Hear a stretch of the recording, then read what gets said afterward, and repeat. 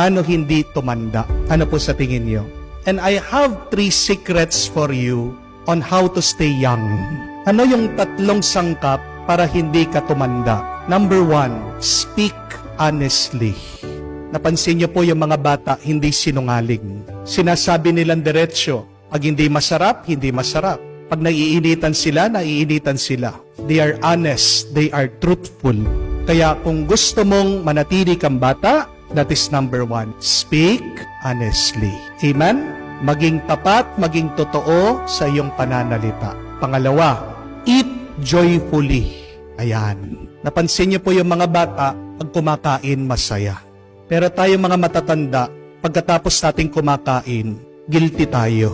Agad nating sinasabi, ay, bakit ko kinain yun? Tataas yung aking BP. Ay, nakakain ako ng leche plan. Paano yung sugar ko? Yun po yung nakakatanda. Yung pinagsisisihan mo, yung iyong ginawa.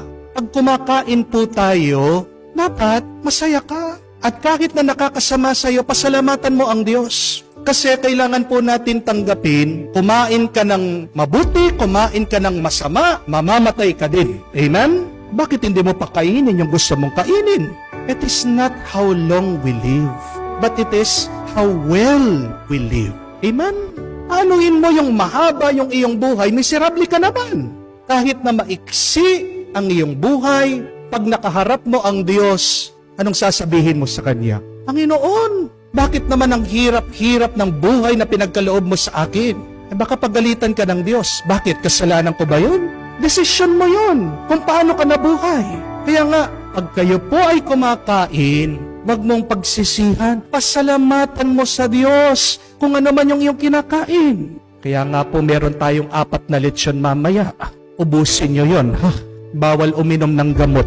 Balitaan nyo na lang po ako bukas kung sinong natigok.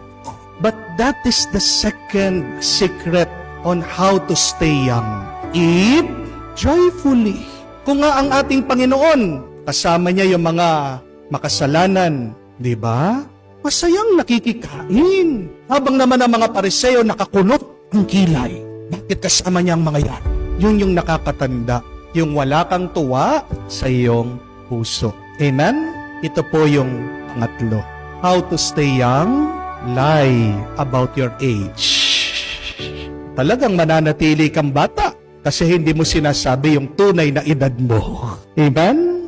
But kidding aside, this is the third. Live gracefully. Live gracefully. It means journeying, walking with the Lord. Ang ating pong buhay ay paglalakbay. Kung gusto mong maging payapa, maging masaya, maging ganap ang paglalakbay na ito, anong kailangan mong gawin? Walk with the Lord. That is what it means to live gracefully.